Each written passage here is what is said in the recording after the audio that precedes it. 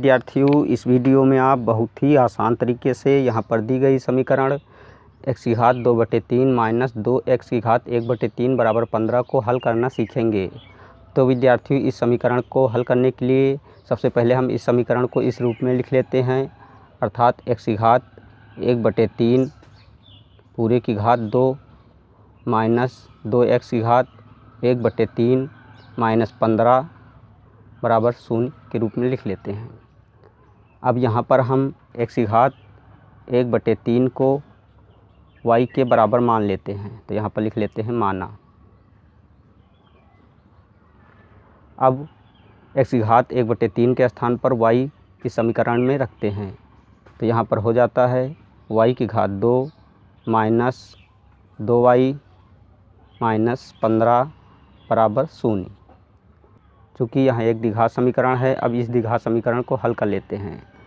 तो विद्यार्थियों, इस द्विघात समीकरण को हल करने के लिए सबसे पहले हम वाई स्क्वायर के गुणांक को अचर पद से गुणा करते हैं। तो विद्यार्थियों, यहाँ पर हम देखते हैं वाई स्क्वायर का गुणांक 1 है, क्योंकि वाई स्क्वायर के आगे गुणे के रूप में कोई संख्या नहीं दिख रही है।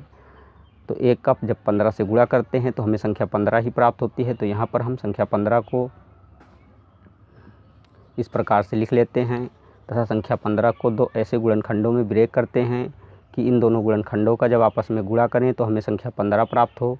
और यहाँ पर देखते हैं माइनस चिन्ह लगा हुआ है, अर्थात इन दोनों गुणनखंडों को जब आपस में घटाएं तो हमें 2 प्राप्त हो। तो विद्यार्थियों, संख्या 15 के दो ऐसे गुणनखंड 5 व 3 हैं, क्योंकि 5 का जब 3 से गुणा करते हैं तो हमें संख्या 15 प्राप्त होती है और 5 से जब 3 घटाते हैं तो हमें संख्या 2 प्राप्त होती है। अब हम यहाँ पर वाई स्क्वायर को ऐसे लिख लेते हैं, माइनस का चिन्ह लगा देते हैं तथा छोटे ब्रैकेट में 5 माइनस 3 लिख लेते हैं। छोटे ब्रैकेट के बाहर y लिखकर माइनस का 15 लिख लेते हैं, बराबर लगाकर 0 लगा देते हैं। अगले स्टेप में वाई स्क्वायर को ऐसे उतार लेते हैं। अब बाईं ओर से इस माइनस का इस ब्रैकेट में गुणा करते हैं तथा दाहिनी तरफ से इस y का इस ब्रैकेट में गुणा करते हैं, अर्थात ब्रैकेट को खोलते हैं। तो यहाँ पर माइनस का 5y हो जाता है और प्लस का 3y प्राप्त हो जाता है। माइनस का 15 बराबर 0 लगा देते हैं।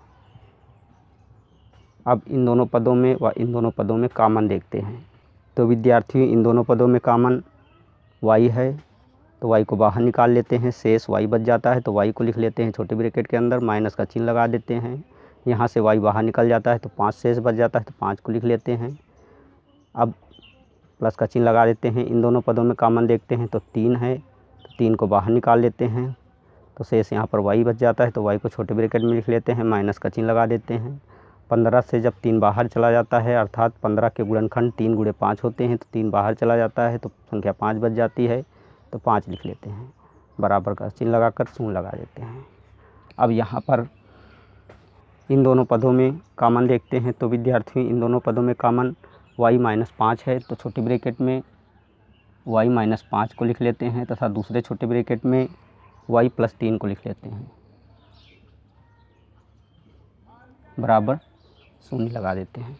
अब हम यहाँ पर एक बार y-5 को 0 के बराबर करते हैं तथा दूसरी बार y+3 को 0 के बराबर करते हैं। तो यहाँ पर लिख लेते हैं जब y-5 बराबर 0 तब y बराबर 5 प्राप्त हो जाता है।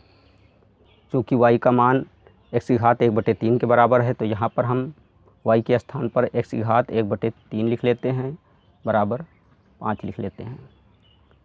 अब x बराबर, चूँकि यहाँ पर घात 1/3 है, जब इसको दाहिनी तरफ लाएंगे तो यहाँ घात क्यूब में बदल जाएगी, अर्थात 5 का क्यूब हो जाएगा। तो x बराबर 5 का जब क्यूब करेंगे तो हमें संख्या 125 प्राप्त होगी, तो यहाँ पर संख्या 125 लिख लेते हैं। तो विद्यार्थियों, इस प्रकार x का मान 125 प्राप्त हुआ। और अब जब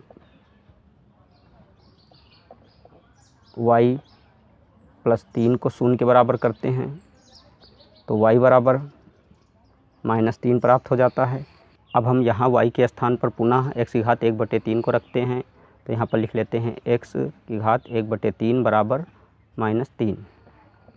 तो यहाँ पर x बराबर -3 की घात 3 हो जाता है, तो x बराबर जब -3 का क्यूब करते हैं तो हमें संख्या -27 प्राप्त हो जाती है।